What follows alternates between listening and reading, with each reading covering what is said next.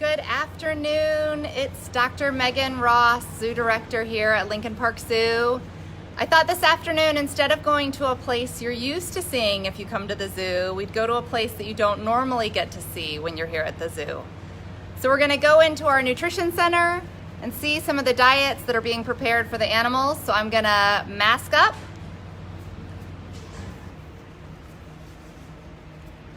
And then we're going to head inside and see some of the animals here. So this is our nutrition center. This is where our staff puts together amazing diets for the animals. We use lots of tools. Some of them you may not normally think of as being tools you would have in your kitchen, like a bow saw here. Good afternoon, Sylvia. But we're cutting some krill, which is kind of small shrimp that's going to go to the flamingos and some of our other wading birds to consume over the weekend. They're just getting everything all prepared. As you can see, we're making sure that we have the right weights as we cut off each section of the krill so we can get the right amount of diet, right amount of food for each individual animal. The diets are calculated by our nutritionist, who's down at the end of the hall there, Karina, who's probably calculating more diets as we're continuing to go through here. So you can see here we're getting the krill prepared. Over in the sink, Sam is getting some of the produce washed. Hi, from Witten, Germany. Nice to see you. Hi, Julia. So we're just getting everything ready for the weekend and making sure that we have all the diets prepared. Just like a lot of you, we eat a lot of lettuce here at the zoo. Lots of animals eat different food items. It's the same food quality that humans get. So our food quality here at the zoo is the same food. We get it from a lot of the same vendors that we get food for, that you would get food for yourself. So I'm gonna take a second and walk into one of our freezers so you can get a better glimpse at all of that's where we're cutting the krill into blocks for the flamingos and some of the other shorebirds. But I'm gonna go into one of the freezers here so you can get a look at, I'm sorry it's so loud in here, we have a lot of coolers and air handlers.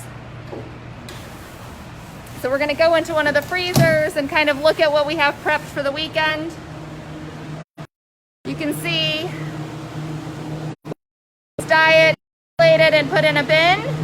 So that's the polar bear diet. It's got some fish and some beef for them for over the weekend.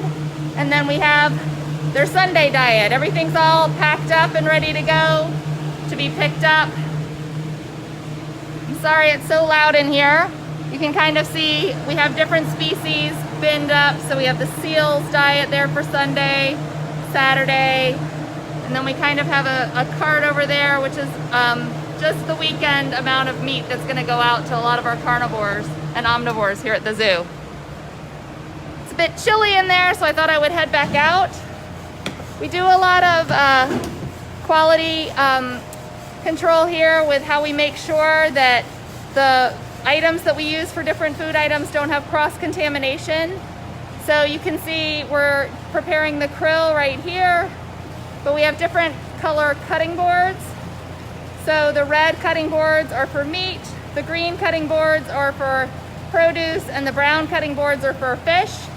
And then we have similarly color on each of the knives. So if we use a knife for produce, we won't use that knife again for meat or for fish. If you're fish, you have your own knife. If you're meat, you have your own knife. And if you're produce, you have your own knife. So I know when we went to go see the gorillas a couple weeks ago, we looked at all the produce that was out and about for them. I thought it might be nice for you to see how much lettuce the gorillas and chimpanzees get every single day. That cart in the middle of the refrigerator here is the produce for one day. So it's lettuce, it's kale, it looks like it's mostly romaine.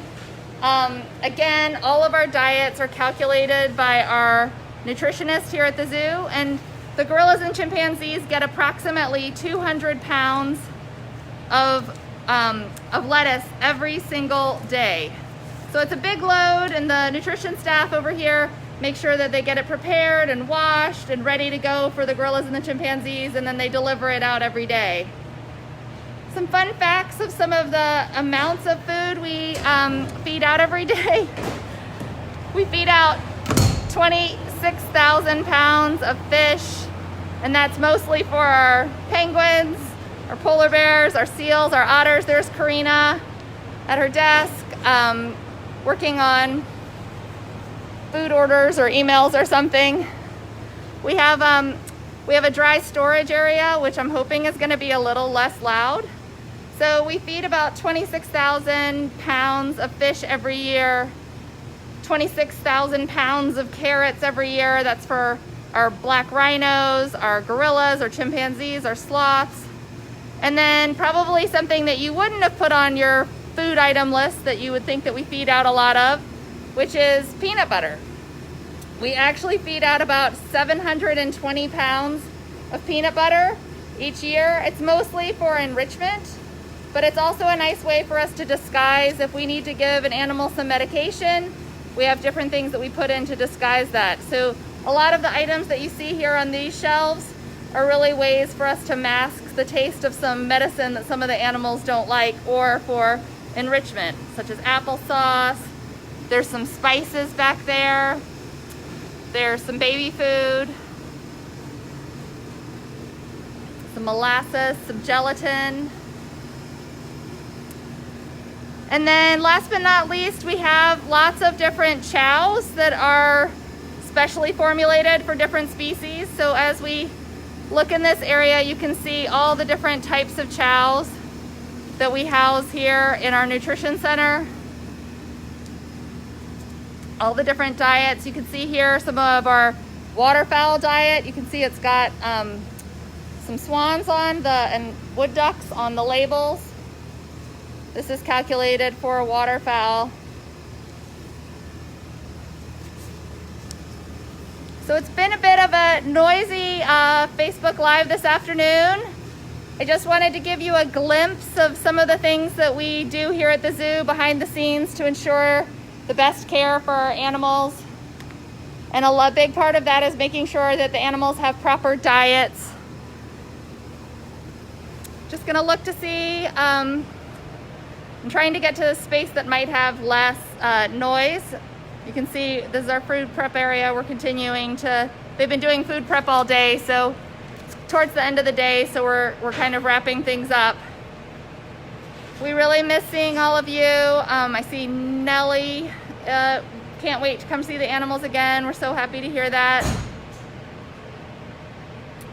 It looks like we're weighing out some more produce that's gonna get washed and ready to be delivered over the weekend. Okay, are the color-coded boards and knives something introduced to prevent COVID contamination? No, we have been using color-coded knives and boards for about 15 years now, and that's part of our HACCP training, and that's just to make sure that we don't have cross-contamination.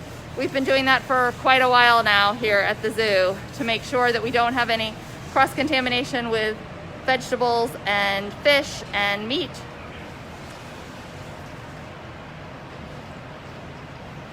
We do have a wish list here at the zoo, so if you want to give the gorillas or help support us providing some of the fish or some of the bones for some of our African painted dogs, or some fruits and vegetables for the chickens, you can go to our wish list. I think we're putting it in the comments here. So if you want to have a special meal we will give out to the gorillas, please check out our wish list and see if there's a way that you can help support us. Science definitely goes into everything that we do here at the zoo. So from animal care to veterinary care to nutrition to exhibit design, we utilize science to ensure that we, oh, thank you, Jody, for telling me you can hear me just fine because it's very noisy in here. we do want to make sure that we utilize science to make the right decisions for all the animals in our care and provide the best care that we can. It looks like you want to make sure that we're giving Ray some extra treats. Ray does get lots of extra treats, and I think you're right, her birthday is coming up. She's a sweet girl. Ray, one of our giraffes here at the zoo. So thanks for tuning in this afternoon. We hope that you found this video interesting. If you want to check out our wish list, we'd love for you to check it out.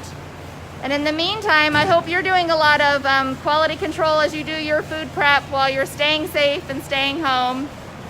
We'll be back on Facebook Live on Wednesday at 8:30, so you can look for us then. In the meantime, have a great weekend.